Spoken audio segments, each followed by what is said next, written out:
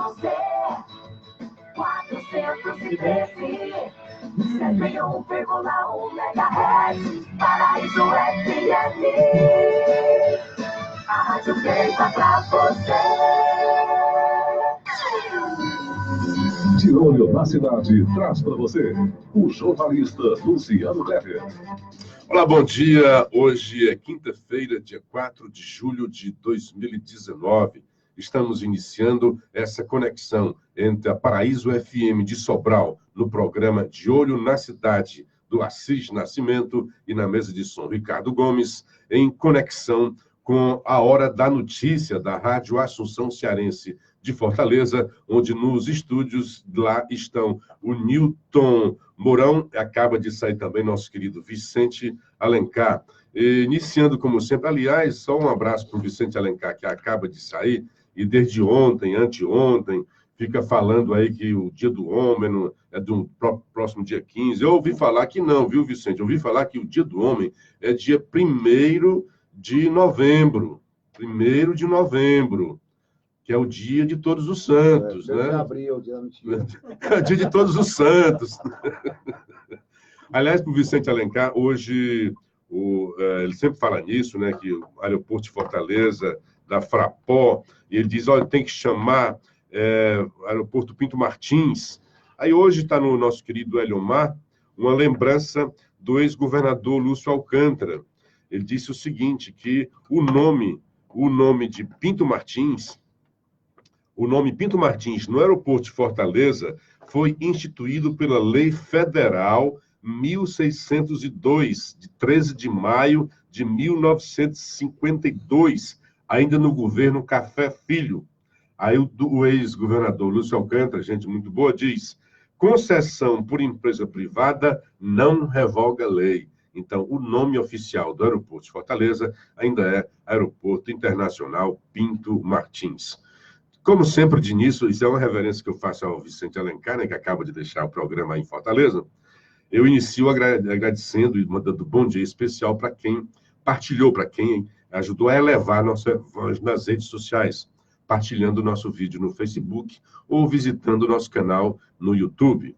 Fizeram isso o Olavo de Souza, entre outros, Elesbão Castro, André Luiz Fernandes, Sandra Cabral, o Elton Pereira, que sempre retransmite o nosso programa na sua web rádio lá de Maranguape, Interative Metro, Jesus Alves, o Alexandre Viana, Paulo Regis Porfírio, aqui de Sobral, o Everton Bezerra, o Haroldo Mesquita, e já mandou aqui também um abraço pelo WhatsApp, o André Ramos, o Flávio Leitão, o Jesus Alves, o Simão Oliveira e o João Mereré de Trairi. Hoje eu vou iniciar, o Newton e amigos ouvintes da FM Paraíso e Rádio Assunção, falando de uma entrevista ontem aqui à tarde do prefeito de Sobral, Ivo Gomes, uma entrevista muito boa com a participação dos ouvintes, voz agradável do prefeito, né, uma conversa boa, lá na rádio dos amigos da Rádio Tupinambá. Eu vi alguns trechos da entrevista e achei até assim, ontem o doutor Oscar esteve aqui e falou de alguns temas, ontem a pauta principal era desemprego, onde Sobral figura como campeão do interior de desemprego. E à tarde o prefeito até parecia que fosse uma resposta, né? Bom dia para o Miller. Mas vamos dizer que não seja, mas também tratou de alguns assuntos e algumas coisas me chamaram a atenção. A primeira foi essa história de desemprego e colocar a culpa de que o país está em recessão. Não está em recessão. Houve uma queda de 0,2% no PIB no primeiro trimestre. Mas o que é chamado de recessão técnica é quando há duas quedas consecutivas no trimestre. Então, isso ainda não aconteceu no governo Bolsonaro. Não houve ainda, não tem recessão técnica, doutor Ivo. A gente sabe, aí não foi nem técnica, não, foi braba mesmo, lá no governo Dilma, que foi fortemente apoiado pelo senhor. Muito bem. Aí, portanto, ele diz, a culpa não é minha, mas é assim, a crise, a recessão, mesmo que tivesse crise e tivesse em recessão, como deixou claro ontem aqui o doutor Oscar, Juazeiro do Norte está lá embaixo, enquanto que Sobral está como campeão do interior em termos de desemprego. Uma outra, até uma ouvinte falou sobre o tiro de guerra que saiu de Sobral, o grande tiro de guerra. aqui de Sobral, que saiu durante a gestão de Ivo Gomes. Ivo Gomes disse algumas coisas graves, né? Disse que foi chantageado pelo Exército. Disse 2 vezes que ele foi chantageado pelo Exército, pessoas do Exército. Tentou deixar e não foi possível, tirou. O que ele tirou foi a ajuda. O tiro de guerra participava dentro de uma unidade, dentro de um prédio da prefeitura, que, segundo o Ivo, agora abriga outros órgãos, e também tem lá jovens e tal. Mas o certo é que podia ter as 2 coisas, como disse o Ivo, né, quando falou sobre saúde e outras coisas lá, diz que uma coisa não invalida a outra. Então, você podia ter o tiro de guerra ajudando jovens de Sobral, e poderia ter também o que hoje funciona, onde está o tiro de guerra. Uma coisa não invalida a outra. E estava falando de recursos, de problemas, né? O Estado, a Prefeitura, né? Então não ia dar sem ônus esse prédio para o tiro de guerra. Mas, ao mesmo tempo, e aí que eu achei a incoerência, a incongruência no discurso do prefeito, é que ele diz que está tentando trazer a Polícia Federal para Sobral e vai dar um prédio para a Polícia Federal. Então, ou a prefeitura não tem condições de dar esse prédio, como afirma em relação ao tiro de guerra, ou tem como afirma em relação à Polícia Federal. Portanto, não se sustenta esse argumento. Então, tem que procurar um outro argumento. Aí, o certo é que diz, quando fala de emprego, ele joga a questão para o nível federal e diz erroneamente, né, induz a pessoa, quem não conhece o erro, e o Ivo conhece porque eu conheço, e o Ivo é até intelectualmente melhor do que eu, tem mais informações, tem mais condições, né? Então, se eu tenho condições de saber isso, com certeza o prefeito também, né? Porque eu sou só eu, quanto o prefeito é ele, mais uma miríade de assessores que o ajudam a governar essa grande cidade de Sobral. Então, ele sabe que não há recessão. O problema da economia no país é grave e a crise vem se arrastando. E essa crise, ele nunca diz, né, quem foi responsável. Grandiosa responsabilidade desta crise foi da sua então aliada, forte aliada, Dilma Rousseff. Até hoje, a gente sofre sequelas da crise da política econômica da doutora Dilma Rousseff, uma catástrofe para o Brasil. Aí, quando vai falar de segurança, aí houve uma queda, ele realça, e tem que realçar mesmo, né? Mas na questão da segurança, aí ele traz para si, né? Geralmente, quando se cobra o prefeito, quando a questão da insegurança, ele diz que é questão federal, que a segurança não tem a ver com a municipalidade.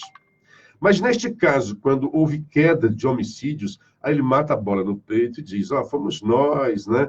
Nós fizemos isso, colocamos iluminação, limpamos, tudo isso está correto. Tudo isso está correto que o prefeito está dizendo. Se você encontra uma cidade suja que tem lixo, você tende a colocar mais lixo naquilo dali. É a chamada teoria da janela quebrada. Isso foi feito lá em Nova York. Está vendo como o prefeito conhece bem as histórias? É a teoria das janelas quebradas. O que é essa teoria? Os caras diziam, tem naquelas comunidades, então tem uma janela quebrada, tende a ser mais violenta. Isso é estudo, isso é academia que diz. Então, quando você limpa a cidade, então, quando você conserta a janela dos prédios ali, tem menos violência. Está correto o que o prefeito está dizendo. Só que ele mata a bola no peito e diz que essa redução constante de homicídios em Sobral é mérito dele. Mas, óbvio que se tivesse aumentado, ele ia dizer que era federal. Então, só para também deixar claro para o prefeito e para os nossos ouvintes, é que essa questão dos homicídios caiu em todo o Brasil. Então, também, você critica o governo Bolsonaro na questão da economia, então você tem que ir por honestidade, já que o período é o mesmo, né? E na questão da economia é mais difícil a reação do que na área de segurança. Então, você tem que admitir, então, pelo mesmo viés, né, que o Bolsonaro fez alguma coisa na área de segurança, porque a área de segurança no Brasil como todo houve queda de homicídios. E no Ceará essa queda foi ainda mais gritante, graças a Deus, né?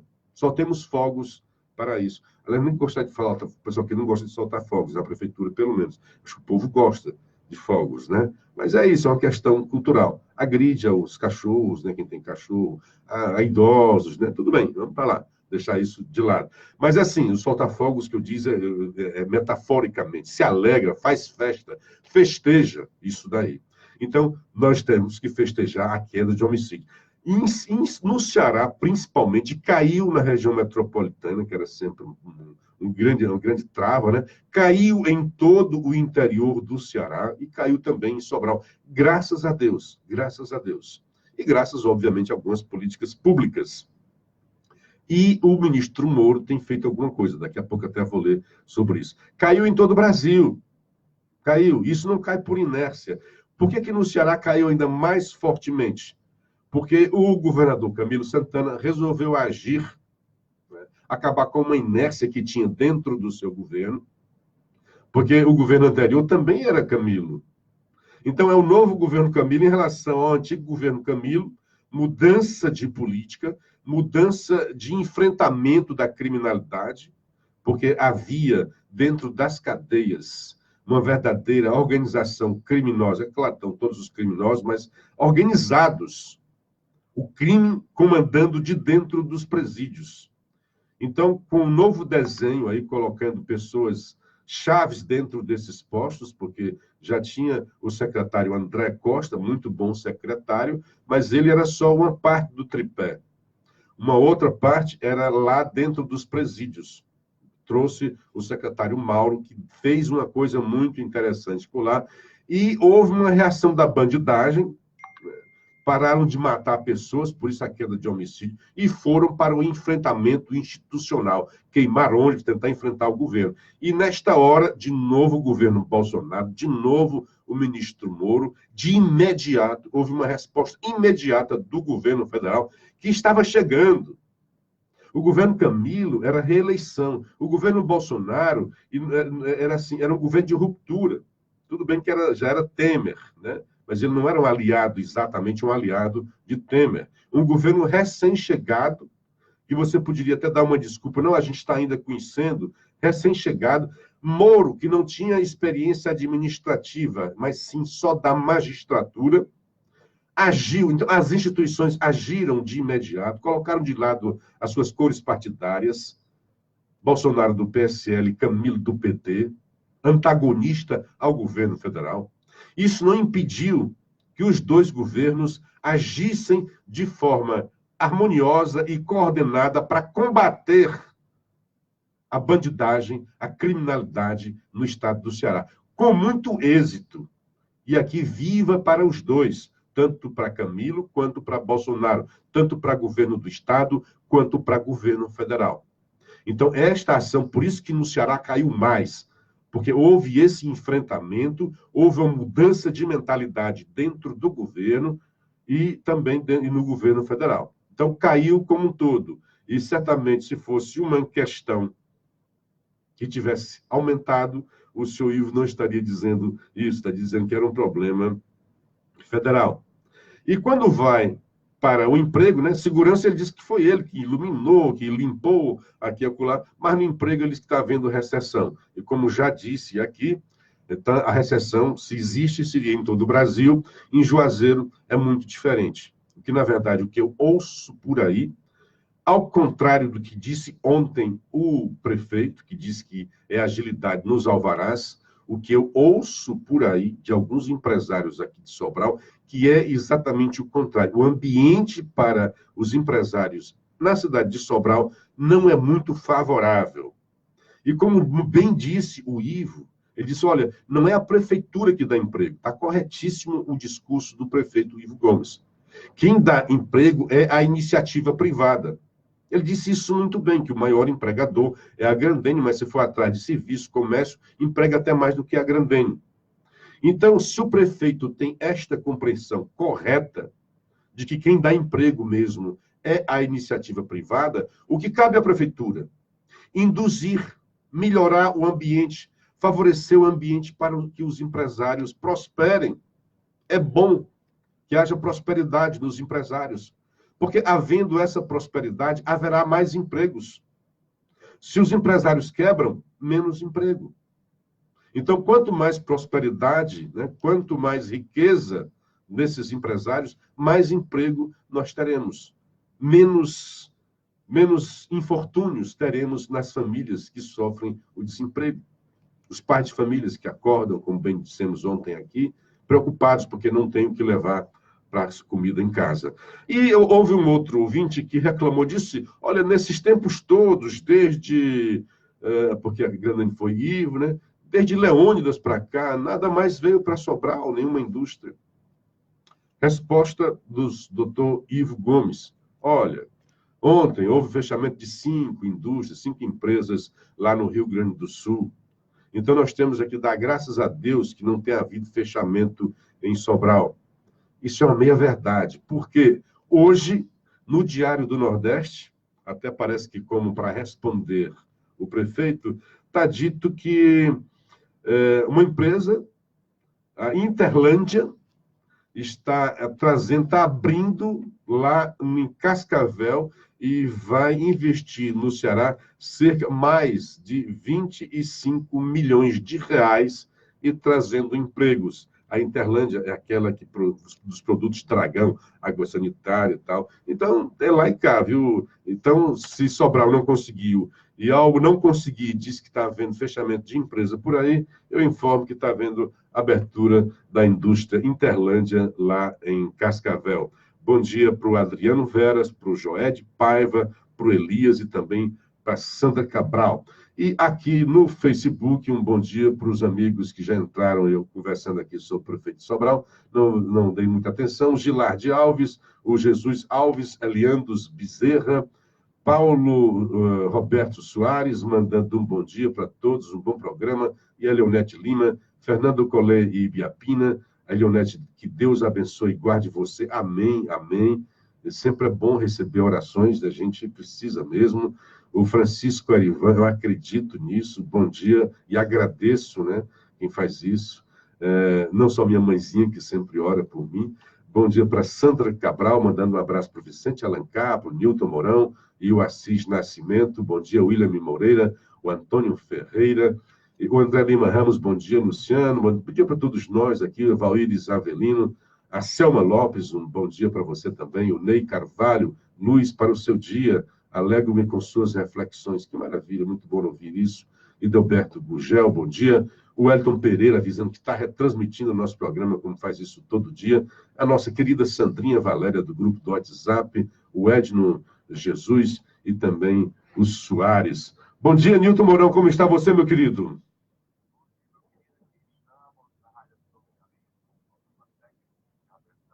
Está aumentando aí? O volume?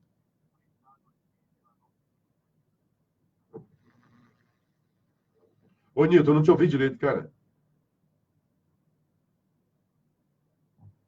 Oi, algum problema aqui.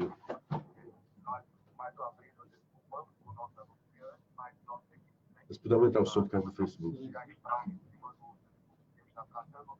porque ele está falando baixo hoje. Contar com o nosso computador que libera as vinhetas e os nossos anúncios. Parece que não foi só o computador que foi afetado, não, viu? O Ricardo Gomes está dizendo que hoje você está falando mais baixo. Estou falando mais baixo, né? Pois é, mas nós estamos falando aqui em alto e bom som. Mas, Luciano, realmente esse é um problema que preocupa todos nós, a questão do desemprego. O Sobral não é diferente. Naturalmente, o Sobral é um município muito importante do nosso estado, porque sempre foi um município que teve uma política de atração de empresas, de investimentos, bem combinados e articulados com o próprio governo do estado, as várias gestões que antecederam ao atual governo. Então, é preciso que se reforce, né, essa política de atração de investidores para a cidade de Sobral, e é necessário que o próprio governo do estado ele procure, até mesmo agora, com essa aproximação do Brasil com o mercado comum europeu, busque cada vez mais atuar no sentido de trazer investidores europeus para virem investir no nosso estado, em cidades importantes como é Sobral, e aqui na região metropolitana de Fortaleza. É necessário aproveitar essa janela que se abre. Inclusive, o Diário do Nordeste hoje, ele, na sua matéria de capa, ele destaca bem o desafio de exportar mais para a Europa, né, focando exatamente nos potenciais da economia cearense. E nós temos realmente uma economia que tem todas as condições, temos toda a infraestrutura em matéria de hub, em matéria de portos e aeroporto para exportarmos aquilo que de melhor produzimos, né? As flores, castanha, pimento, né? E estamos retomando aí a cultura do algodão com toda a força. Eu penso que o governo do estado deveria investir também na questão do café, para que o estado volte a produzir café como já produziu no passado, aqui no maciço do Baturité. Então, nós temos que recuperar esses setores que no passado foram, digamos, desarticulados, mas que hoje é o momento, com as novas tecnologias, de, inclusive, resgatarmos essas atividades econômicas tão importantes que já foram para o nosso estado e que poderão ter um papel preponderante desde que políticas sejam estabelecidas. É isso aí. Deixa eu dar um bom dia para o William Martiniano. Aliás, aqui o Davi Ximenes está dizendo que o som na rádio está muito baixo. Eu não sei se ele fala da Rádio Assunção ou da Paraíso FM, né? Na live está mais ou menos. O seu colega falando de Fortaleza. Ah, tá. Esse de Fortaleza estava vendo que nós já estávamos verificando que realmente não estava muito bom. Não sei o que é que ele o que é que estaria acontecendo. Bom dia para a Catarina, o Simão Oliveira e o William Martiniano. Bom dia, Luciano Cleve, que Deus te abençoe. Amém. Grato pelas bênçãos. Hoje tem uma matéria exclusiva aqui do Antagonista, interessante. Ontem a gente falou que havia propinas de 500 bilhões, quer dizer, meio trilhão de propinas lá no BNDES. Então, ele traz hoje dizendo que desvios em empréstimos do BNDES para obras no exterior, lembra, né? A gente falou muito aqui. Lula fez um bocado de coisa para propiciar, né? Para possibilitar que houvesse esses empréstimos para os países amigos, quando, na verdade, a gente estava vendo aqui, no fundo, era propina. Então, chegava a 50% desvio. Se o cara queria 100 milhões de empréstimos, 50 milhões era propina, gente. Rapaz, era um negócio sério. E ainda tem gente que defende esse bandido, essa ladruagem. Então, o antagonista apurou que as auditorias do TCU, Tribunal de Contas da União, sobre 140 operações de financiamento de exportações do BNDES, indicam desvios de até 50%. Até o momento, o tribunal concluiu 4 relatórios que ainda serão julgados em plenário: obras rodoviárias, infraestrutura urbana, obras do setor elétrico, além de portos e estaleiros. Na área de energia, por exemplo, descobriu-se um superfaturamento de quase 42% nos valores liberados pelo banco para esses empreendimentos. O TCU, porém, não tem atribuição para investigar o destino do dinheiro e deverá encaminhar o pedido para o Ministério Público Federal. Olha que absurdo, né? Estão em fase de conclusão auditorias de aeroportos e hangares, siderúrgicas e gasodutos, além de projetos de irrigação e drenagem, entre outros. Uma avaliação preliminar indica que o valor desviado chegaria a 20 bilhões, considerando apenas o universo dessas 140 operações. Então, o Palocci disse lá 500 bilhões. E aqui o TCU dizendo que nessas 140 operações já viu desvio de 20 bilhões. E assim, chega a 50%, quer dizer, metade da grana emprestada para os governos do exterior. Por isso que não estão pagando. Por isso que não vão pagar. 50% da grana ia para propina. Por isso que a gente fica assim, puxa, de repente o BNDES, o tribunal, manda bloquear 78 milhões de Lula. De onde Lula tirou esses 78 milhões?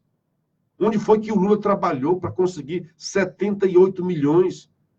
E 78 milhões foi só que foi bloqueado. E tem gente defendendo o cara. Pois bem, antes eu disse há pouco sobre a questão do Moro, o que é que o Moro está fazendo na questão da segurança pública, né? E por isso está havendo também, já está tendo resultado. Teve aqui no grupo de trabalho, olha bem o que ele está dizendo aqui, o rapaz disse que o que o Moro faz, ou fez, não, desculpa, administrativamente vale mais que um código inteiro. Olha o que esse cara vai dizer. No grupo de trabalho que discute o pacote anticrime, que é aquele pacote lá que o Moro enviou para o Congresso e está se arrastando, o deputado Luiz Flávio Gomes, do PSB de São Paulo, o PSB é um partido que faz oposição ao governo Bolsonaro. Preste atenção. Ex-juiz, o cara, esse deputado é ex-juiz e professor de direito penal. Ele disse que decisões administrativas de Sérgio Moro podem valer mais que uma infinidade de novas leis sem aplicação efetiva para reduzir a violência. Nós, diz ele, nós reformamos o Código Penal de 1940 até a semana passada 181 vezes. A pergunta que a população faz é: qual crime diminuiu? Eu não tenho notícia de nenhum. Logo, o que o Moro está fazendo do ponto de vista administrativo, por exemplo, pegou as lideranças do PCC e distribuiu todo mundo em presídio de segurança máxima, isso é de uma eficácia na prática, às vezes, muito maior do que 2 ou 3 leis que a gente vem aumentando pena. Como 35 anos de doutrinador penal, ele está dizendo lá, o deputado e ex-procurador, nós temos que mudar um pouco a cabeça de começar a buscar medidas bem concretas e efetivas. O que o Moro fez administrativamente vale mais que, às vezes, um código inteiro. Olha só, é um cara da oposição reconhecendo, só que um cara honesto, né? Porque esse povo aí que faz a oposição por fazer, como lamentavelmente tem feito o nosso cearense José Guimarães, ontem tentou dar mais um show, né, para tentar adiar a leitura da reforma da Previdência, que não conseguiu, né, varou madrugada aí, né? Previdência está esquisita esse negócio aí, e muito esquisito o Bolsonaro para vir em socorro dos policiais. Ele já tinha dito, todos temos que dar a nossa cota de sacrifício, não é porque as de meio grito, meio dúzia de gente gritando traidor, que ele deve voltar atrás, né? Tem que ser duro, a reforma realmente é dura e é para todos. E assim, ele tem um discurso de combate a privilégios. Aí, de repente, você cede para alguns privilégios, né? Bom, uma outra questão, e aí o doutor Plínio, o Plínio Bortolotti, hoje está no jornal O Povo, um atentado, cadê o que ele diz aqui? Daqui eu volto. Ataque à liberdade de imprensa. Eu vou falar do Plínio para já dizer que ele tem mais razão para falar, né? Mais motivo, mais coisa para ele escrever, né? Ataque à liberdade de imprensa. Ele está dizendo que a ação divulgada pelo antagonista por exclusividade, mas ainda não confirmada pela Polícia Federal, dizendo que a PF pediu ao COAF para investigar a movimentação financeira do Glenn Greenwald. Ora, o que é que tem de mais nisso? O que é que tem? Qual é o ataque à liberdade? Não há aqui investigação nem retaliação. O Plínio está dizendo que foi o governo que fez. O Plínio está dizendo que foi o Moro que fez. Foi a Polícia Federal, que tem autonomia, o caro Plínio Bortolotti. Foi a Polícia Federal.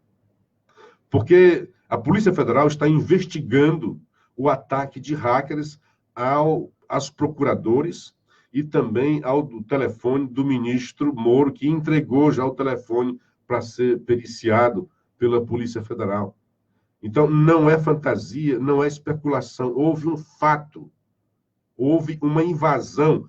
E eu não estou falando daquele lá do Greenwald, não. Houve, de fato, uma invasão e a Polícia Federal está investigando e tem que investigar. E não pode, nas investigações, deixar nada de lado. Então, há muitas denúncias também na imprensa dizendo que o cara teria comprado esses hackers. E é óbvio que o senhor Greenwald, se apenas recebeu de fontes anônimas, que ele disse que tentou proteger, eu não sei como é que ele protege fontes anônimas. Se ele não sabe nem quem é, como é que você vai proteger uma pessoa que você não sabe quem é? Não sabe onde mora, não sabe onde vive, não sabe o que come, não sabe de que gosta. Se é anônima. Mas o Greenwald disse que fez ali tinha uma precaução para proteger a si próprio e a fonte anônima, que já revela que não deve ser uma coisa anônima. Se tem isso, então a gente tem que investigar. E o COAF é apenas um radar. Ele só vai dizer o seguinte: houve alguma movimentação atípica? Por que pode investigar lá o caso do Queiroz? Não pode investigar do Greenwald. É só verificar se houve alguma movimentação atípica. Ele é um jornalista. É empresário porque ele é dono desse Intercept e recebe dinheiro, né, de empresários estrangeiros. O site da Intercept é estrangeiro. E é patrocinado por estrangeiros, numa forma de bula da até legislação brasileira, que diz que nos veículos de comunicação não pode pertencer a estrangeiros. Mas são as novidades, né? Então, Plínio, qual é o ataque à liberdade de imprensa? Qual é o ataque? A Polícia Federal solicitando, não está confirmado ainda, mas foi veiculado pelo o antagonista do Intercept, né? Vai verificar esse rapaz, houve alguma movimentação atípica? Porque tem algumas denúncias e algumas suspeitas por ele. Se houve essa movimentação atípica, investigue-se. Aí sim, vai para a investigação. Foi o que aconteceu lá no Rio de Janeiro. Se não houver investigação atípica, doutor Plínio, nenhum problema. Portanto, nenhum ataque à liberdade de imprensa. Agora, eu vou te dizer mais. O senhor Greenwald também, a Polícia Federal vai começar a investigar outro caso. O deputado solicitou, mandou um ofício tanto para a Polícia Federal quanto para a Procuradoria-Geral da República, solicitando investigação. Um deputado, um representante do povo, do Congresso. E a Polícia Federal não pode fazer ouvir os bocos nessa hora. É o deputado federal José Medeiros, do Podemos. Ele enviou à Procuradoria-Geral da República e à Polícia Federal ofício em que reitera, estava pedindo mais de uma vez, o seu pedido para a abertura de investigação sobre a possibilidade de venda do mandato de João Williams para o deputado Davi Miranda, que vem a ser o marido do jornalista, ou da jornalista, não sei nem como dizer, Greenwald. No documento, ele também pede a apuração sobre eventuais transferências de recursos entre Greenwald e Willis, que renunciou em janeiro, alegando sofrer ameaças. Que já foi esquisito. Então, senhor Plínio, o senhor vai de novo dizer que está aqui uma ameaça à liberdade de imprensa? Não. Há denúncias sobre isso. Não tem imunidade o jornalista. Tem responsabilidade. Tem responsabilidade. Tem que parar de ser ingênuo, está dizendo o deputado. Há um claro objetivo político de desestabilizar tudo, parar a Lava Jato e impedir a reforma da Previdência. Estamos em guerra contra uma quadrilha, e eu acrescento, quadrilha poderosa, porque foi usado muita grana para conseguir o que esses hacks conseguiram. Não foi um rapazola que mexe em computador que conseguiu entrar nisso, não. São sistemas que têm muitos freios, que têm muitas travas. Então, precisa ter muitos recursos, muito conhecimento e muita grana, tecnologia, para poder fazer o que eles fizeram. No ofício, Medeiros relaciona a desistência de Williams às recentes reportagens do The Intercept sobre trocas de mensagens entre Sérgio Moro e procuradores da Lava Jato. O parlamentar fala em invasão cibernética promovida e patrocinada por estrangeiros. Ele conta uma coisa assim que é realmente de se pensar, para a gente não ser ingênuo. Quando o Temer tentou fazer a reforma da Previdência, aí veio aquela bomba do Janot. O Lauro Jardim mentiu no jornal, no Sistema Globo, que foi todo o sistema. Foi veiculado no jornal Globo, depois com repercussão na revista Época, o tempo todo na Globo News e também na Globo, Jornal Nacional, dando destaque durante 24 horas a uma fake news. E o presidente Temer pedindo, né, pedindo acesso, olha o vazamento naquela época lá, pedindo acesso a essa gravação, suposta gravação, dizendo que tem que deixar tudo como está, como se fosse o pagamento lá de alguma coisa, o pagamento do silêncio de alguém lá. E não tinha acesso. Enquanto isso, estava vazado. Olha o que eu disse, eu sempre critiquei esses vazamentos. O senhor Janot, né, a sua procuradoria, tinha vazado para o Lauro Jardim, e a Folha de São Paulo embarcou nisso, e também o Estadão. A Folha de São Paulo se desculpou, o Estadão se desculpou, e até hoje o Globo não se desculpou da fake news que ele divulgou com bastante alarde. Então, aquilo foi para abater, e abateu, naquela época, a reforma da Previdência. E exatamente agora, quando o projeto, né, o relatório prestes a ser votado, vem o senhor Glenn Greenwald, jornalista casado com o deputado que assumiu no lugar do João William. É muita correlação, né? É muita coisa embrincada aí, tem que ser realmente investigada. Não quer dizer que haja uma associação direta, mas que merece investigação, sim. Investigue-se. Qual é o problema? Por que o jornalista não poderia ser investigado? E como eu disse ontem aqui, qual é o interesse público nessas coisas lá do Greenwald? A impressão que dá é que tem um objetivo claro de atacar as instituições brasileiras que estão ferindo a corrupção, que estão mandando para a cadeia poderosos bandidos com atuação no mundo empresarial e no mundo político, e que estava acabando com as nossas economias. Então, enfim, com a Lava Jato, a gente deu um tempo nisso. E vem agora essa tentativa. É o que a gente vê. Por exemplo, o Moro passou 7 horas respondendo a um bocado de bandidos, entre eles o senhor Glauber Braga, lá do Rio de Janeiro, sobre esse tema, para tentar soltar Lula. A energia que se gasta com isso. Se o Moro estivesse lá para dizer o que era o seu pacote anticrime, se o Moro estivesse lá para dizer qual é a sua política de segurança, mas não. A energia desses deputados todos era para tentar incriminar o juiz, é para tentar tirar bandidos da cadeia, é para tentar invalidar processos e condenações que levaram poderosos ladrões para a cadeia, bandidos corruptos, que sempre acabaram com o Brasil. Bom dia para o André Lima, para Selma Lopes, aqui já passei, nosso querido o Soares, o William Martins, a Catarina, o Davi Ximenes escutando aqui a Paraíso, direto de Jaibaras, a grande Jaibaras. Francisco Santana, bom companheiros. William Moreira, bom dia, que Deus abençoe todos vocês. A Fran Fernandes, mandando também um bom dia para o Assis Nascimento, o Idalberto, Eles Boncart em Brasília, o Auriclésio Macedo mandando um bom dia.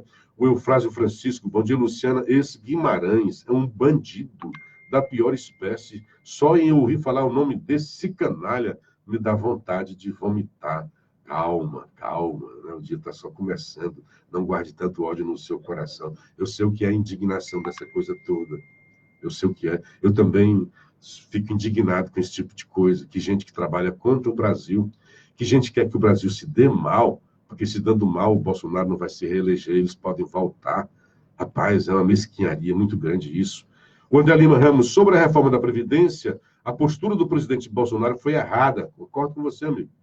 Pois, se tem que ceder para os policiais federais, como ficará as demais instituições? Os direitos são iguais para todos. É isso mesmo. Todos têm que pagar a sua cota de sacrifício. O Wagner Viana, bom dia, Luciano. Há algum tempo, João Willis deu uma declaração acusando o Glenn Greenwald de ser comprador de mandatos. É mesmo, Wagner? Eu não tenho essa informação. Se você puder mandar algum link para mim que eu possa pesquisar, porque é interessante o que você está dizendo. Se verdadeiro, não estou desconfiando de você. É que eu nunca ouvi falar disso, né? Se houver essa declaração, por favor, me mande o link, que eu fiquei muito curioso com essa sua informação. Doutor Paulo Roberto Soares, você é um herói por ler o Plínio. Não, é o dever de ofício, tem que ler todo mundo, né? Não é isso, Nilton Mourão? Nós temos o dever de ler tudo, né, que está por aí, né? Os leitores, tudo bem, pode deixar, mas nós temos a obrigação até para fazer essa tradução aqui. Bom dia também para o Carlos Henrique Fernandes, bom dia, Luciano. Vamos conseguir eleger o Moro presidente do Brasil. É isso. E aí, Nilton? Nós, como jornalistas, que procuramos praticar nossa profissão com seriedade, com respeito, com espírito de cidadania, temos que suportar, né, uma audiência, assistir pela Câmara, uma audiência como foi aquela, na posição de custa justiça, em que o juiz Sérgio Moro, ex-juiz da atual ministro, né? Quando você pega aqui, você está baixando o Foi volume. agredido. Tem que aumentar aí, no outro lado, lá em cima, é o de cima. Glauber Braga disse, o acusando de ladrão. Aquilo ali é uma agressão.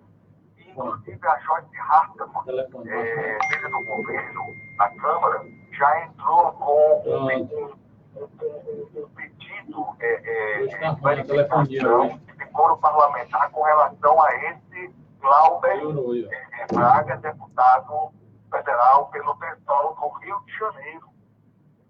Um babaca. O que ele fez é injustificável. Aliás, como você bem frisou, né? Que bom seria que aquele momento ali pudesse até entrar, deveria entrar num assunto para o qual se foi convocado o Sérgio Moro. Mas se houvesse um compromisso da esquerda brasileira em que o Brasil supere a grave situação em que se encontra, e até mesmo se houvesse um pouco de humildade dessa esquerda brasileira, no sentido de procurar reescrever a sua história, eles deveriam de ter uma postura ética, uma postura diferente, cidadã, civilizada no momento como esse. Aliás, eu considero um absurdo você submeter qualquer pessoa a uma tortura daquela. Aquilo é uma tortura psicológica que foi submetida do Sérgio Moro. Quase 8 horas de uma espécie de interrogatório e procurando constrangê-lo de todas as formas possíveis. A mesma coisa aconteceu com o Paulo Guedes com relação ao tema da presidência. Uma tortura psicológica para humilhar, sabe? Para tentar atingir o governo federal, o governo Bolsonaro. E eu lamento que o presidente Bolsonaro ainda não tenha percebido que uma vez que ele escalou negociadores para negociar a questão da reforma da Previdência, são esses negociadores que devem negociar os limites até onde o governo pode ir na proposta. Nós já estamos vendo que a proposta da presidência está sendo aos poucos desidratada. E há grandes riscos de sofrer novos ataques de desidratação quando ela for para discussão e votação em plenário do seu plenário. Porque essa questão dos policiais não era para o presidente ter entrado diretamente ele. Ele se expõe demais e necessariamente a um desgaste. Porque ele esquece que hoje ele não é mais o deputado federal Jair Bolsonaro. Ele é o presidente da República do Brasil e ele tem que, portanto, mediar todos os interesses como principal mandatário desse país. Ele tem que mediar e procurar resolver as questões de uma maneira sensata e equilibrada. No caso da reforma da Previdência, as categorias dos servidores públicos em geral, e eu sou servidor público de Estado, é lógico que está brincando e defendendo as suas propostas porque isso é uma coisa óbvia e natural. No entanto, para isso o governo tem a sua liderança para discutir, chegar até aqui podemos ir, a partir daqui não podemos mais. Porque a grande verdade é que o Brasil está nessa situação que está por culpa da roubalheira que aconteceu, que você disse a sua abordagem hoje, dentro da Hora da Notícia, mostrando o que de fato aconteceu nas linhas de crédito que foram disponibilizadas a título de empréstimo, entre aspas, para países que não vão pagar devagar, porque agora a coisa está muito clara. Eles não vão pagar 100% daquilo que foi tomado como empréstimo, como renda de empréstimo contratada, porque, na verdade, 50% tinha uma outra finalidade, fazer caixa 2, caixa 3, o diabo 4, para outros interesses, e não os interesses da nação. Então, eu fico assim a pensar e fico com o meu coração assim, constrangido. Meu Deus, nós estamos passando tudo isso, porque nos roubaram, nos enganaram, nos fizeram de trouxa, de abestados, de idiotas. E ainda tem gente que eu conheço, muita gente que eu conheço, que acha na capacidade de querer defender o indefensável, porque, para mim, a prática da desonestidade no campo político e administrativo é algo abominável em todos os aspectos do sentido. É isso aí, mas acalma o seu coração, tá? A gente vai melhorar com certeza. Antes de passar para o próximo assunto, deixa eu dar um bom dia aqui para o Rodrigues de Tapipoca, o Gregório Borges, a Karina Menezes. O doutor Paulo Roberto diz que existe um vídeo circulando em que o deputado Bolsonaro chama esse Glauber de mau caráter e mentiroso. Eu já conheci esse rapaz de outros carnavais, viu? O João Rodrigues Mariana Fernandes, o deputadozinho Glauber devia falar da mãe dele. Aí sim, uma verdadeira ladra do dinheiro público. Bom dia, amigo Rodrigues de Itapipoca. Eu não estou sabendo quem é a mãe dele. Para de falar da mãe dos outros aí, cara. Bom dia para o Lesbão. O Josiel está aqui no Ribeiro, né? Cadê? O que tem mais aqui? O Eridan dizendo: o que deixa a gente mais indignado é saber que ainda tem gente que vota e elege esse canalha Guimarães, chamando Guimarães de canalha. Aí. Francisco Gilberto, o Luciano Mello também, Melo na escuta, e o nosso querido Joé de Paiva. Eu queria falar, Nilton, da manchete de hoje da Folha de São Paulo. Tem servido pelo menos para trazer matéria exclusiva, essas mensagens, essa troca de mensagens lá do The Intercept. Nunca sofri coação, afirma empresário delator de Lula. Esse empresário delator de Lula é o Léo Pinheiro. Na última domingo, sempre aos domingos que a Folha de São Paulo está fazendo essa série, né? Uma série muito pouco dignativa, né? Para a Folha de São Paulo. Não traz dignidade para o jornalismo da Folha. Mas já que embarcou, não quer voltar atrás, e disse lá no seu editorial. O editorial da Folha, não sou eu que estou dizendo, o editorial da Folha disse que não há nada de forma inequívoca dizendo que o ministro, então o juiz, tenha cometido alguma ilicitude. E que também há muita suspeita de que o negócio ali foi de forma criminosa. Quando vai fazer a matéria, aí o jornalistazinho da Folha diz que não viu ali nenhum indício de que tenha havido adulteração. Que horror, né? Mas a Folha tem que se entender, porque a Folha não acredita na própria Folha. Alfredo Sueiro, bom dia, aqui na escuta, muita paz. Luciano Mello, eu faria qualquer coisa para ser um dos deputados que estiveram próximo àquele deputado lixo que xingou o Moro. Para por aí, não vai dizer o que você ia fazer com o cara, não, né? Você daria uma cusparada nele, né? Como o João William, certamente, né? Bom, o Padre Bosco, bom dia, Luciano. A nossa luta é contra as forças das trevas. Deus é maior. O bem vencerá. Aleluia, irmão. É isso mesmo, é isso mesmo. Pois bem, aí a Folha de São Paulo, nessa matéria lá do The Intercept, né, trouxe vários procuradores falando, a maioria nem da Força Tarefa era, né? Mas dá a entender, né, contra Moro e tal. E, não, essa é lá do Intercept. A Folha não embarcou nisso daí porque estava cheio, era uma lambança, lotado de erros, de adulterações e de edições das falas lá dos caras. Aí a Folha de São Paulo optou para trazer uma matéria sobre... os procuradores só aceitaram a delação do Léo Pinheiro quando ele disse claramente que o triplex do Lula era do Lula e era em troca de propina na Petrobras. Aí a Folha dá a entender que os caras teriam coagido o Léo Pinheiro. Ou você diz isso ou você não será solto. Como a dizer, você vai ter que mentir para nós, é como se estivesse forjando. Mas não, na verdade, eram os procuradores. O que é que eles sabiam? O que é que o Janot, aquele rapaz lá, a quem eu acho que ele tem muita coisa errada, né? ele embarcou numa delação do JBS, eu acho até muito estranho, né? Mas ele queria pegar o Temer, aceitou a versão de qualquer forma da JBS para dizer que o Temer era o maior criminoso do Brasil, né? E que o Aécio também seria um dos maiores, olha só. E soltou o cara, deixou o cara para lá. E logo depois, o próprio Janot teve que voltar atrás, porque encontraram no mesmo aparelho de gravação coisas muito mais graves lá da JBS e que o senhor Janot não tinha atentado. Eu me pergunto, terá sido só incompetência? Terá sido só a ânsia de pegar o Temer? E ele soltou o cara?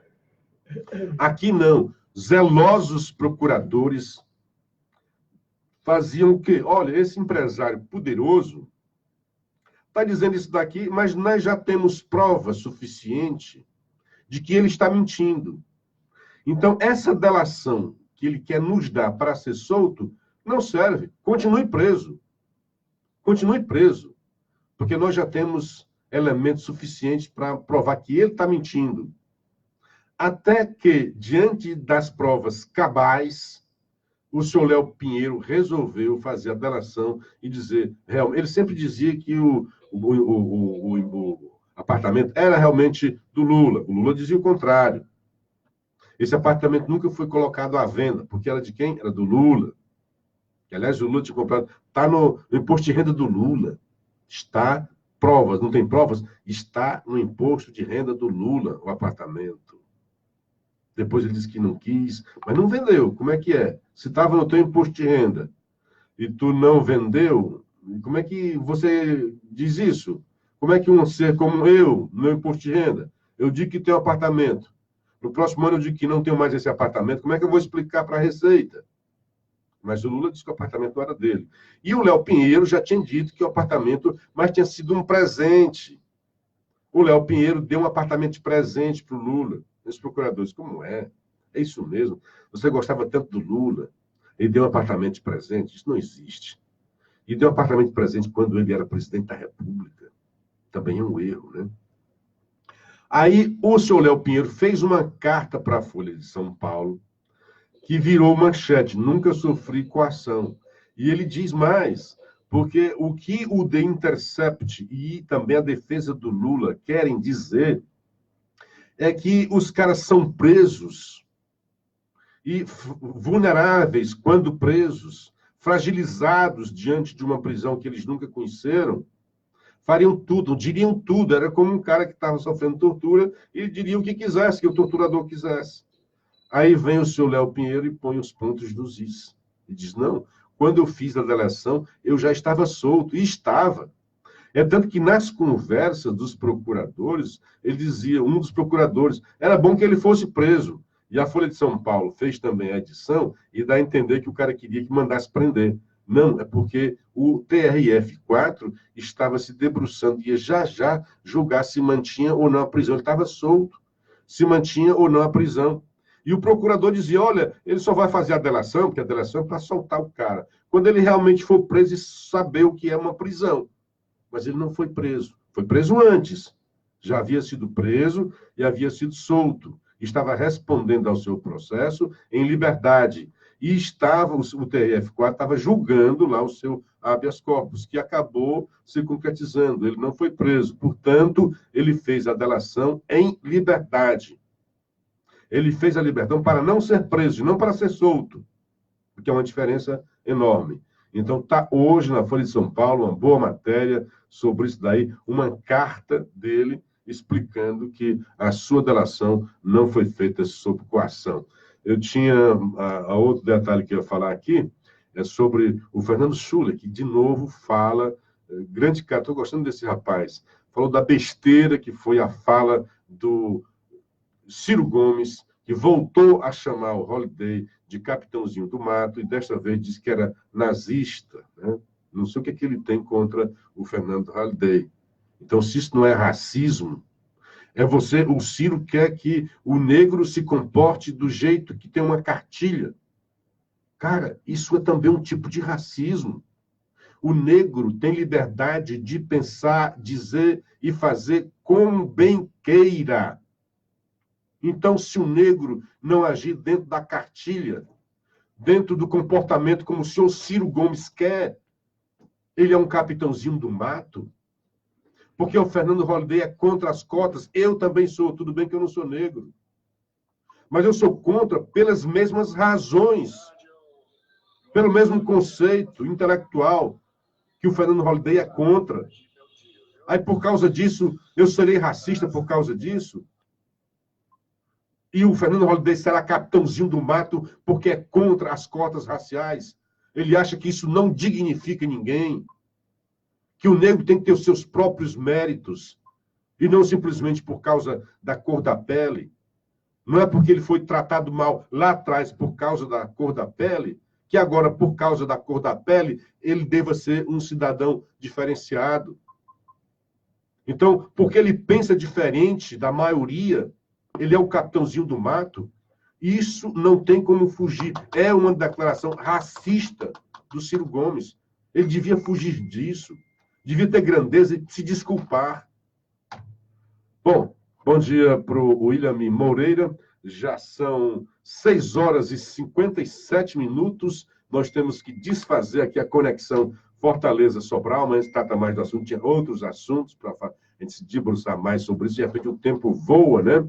Então, um grande abraço para você, Newton Mourão, para os nossos queridos ouvintes da Rádio Assunção e também aqui da FM Paraíso. Retorno aqui para o comando do nosso querido Assis Nascimento. Um bom dia, um dia bastante proveitoso para você, ouvinte, e até amanhã, com a graça de Deus. Amanhã, a partir de Fortaleza, em conexão com a Paraíso FM. Grande abraço e até amanhã. Valeu, Luciano Kleber. Bom dia, meu amigo. E até amanhã, se Deus quiser, com mais uma